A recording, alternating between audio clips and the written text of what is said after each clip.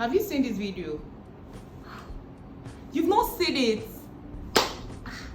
You absolutely should go and watch it. Yes, you absolutely should, for real. Because in today's video, I'm going to be doing a price breakdown of my trip to Kenya and Rwanda. Alright guys, so let me start by saying that trip was a very wholesome experience for me. I truly enjoyed it. It was a gift to myself to celebrate my 27th birthday. Alright, so let's get into it.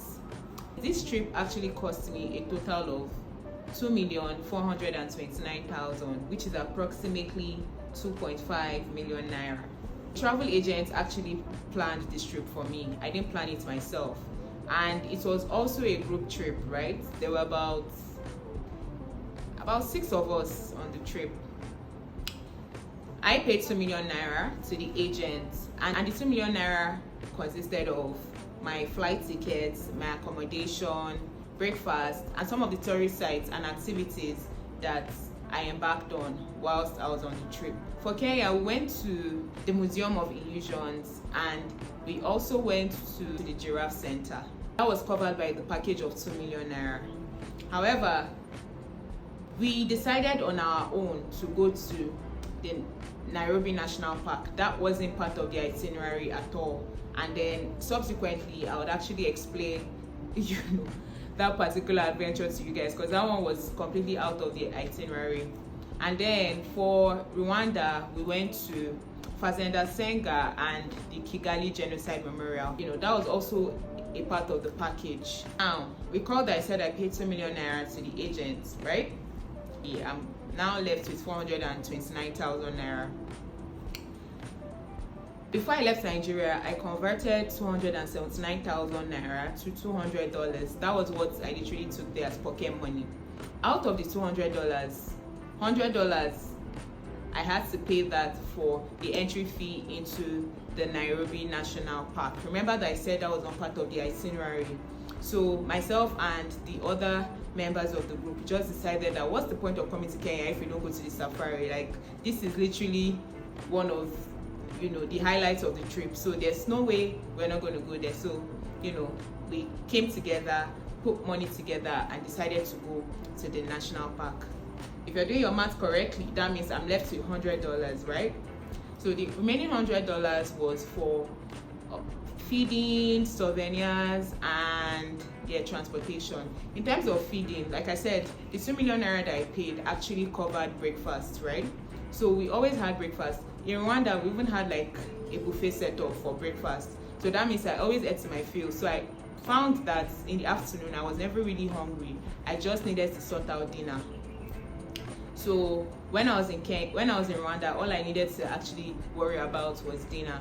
And then for Kenya, it wasn't a buffet style, but they ordered breakfast for us. And then for the breakfast, the portions were really sizable. So I'll finish eating and I'm like, yeah, I'm good tonight. So I only had to buy dinner as well when I was in Kenya. However, there were a couple of times that myself and the girls or the other people on the trip, we actually went out, right? Like, we'll go out for drinks and stuff like that. So we had to foot the bills for that one because it also wasn't part of our itinerary. And anytime we needed to go anywhere that wasn't part of our itinerary, we also had to pay for transportation. Like, we had to order like maybe an Uber or it was Uber actually. I think we used Uber for the most part. So that was it really. And then on my way back, I also got some souvenirs. That was how I spent the remaining $100. Before I left Nigeria, I spent 150,000 naira on, getting my hair done, doing my nails, pedicure.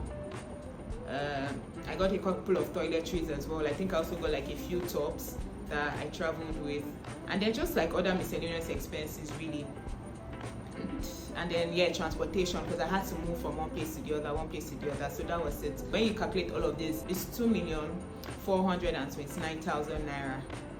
So now guys, I know that I've not done the best in terms of this breakdown. I would have loved to show pictorial evidence, shows and stuff like that, but we are getting better at this. So hopefully the next time I have to do a video like this, I'll have more receipts, more evidences to show you. But that's about it.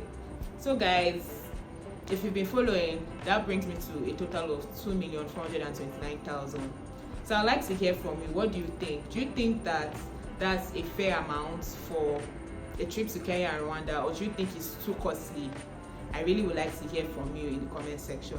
And also, going forward, I think when next I want to travel, I would actually like to try planning it on my own without using a travel agent. Because when I went to Benin and Togo, I used a travel agent. Rwanda and Kenya, a travel agent. So I think when next I want to travel, actually, I'm going to plan it myself and see what that looks like. See if I can save some money here and there, like I used to do other stuff. But yeah, that's about it, guys. Let me know what you think in the comment section. Thank you so much for watching, and I'll see you in the next one. Bye.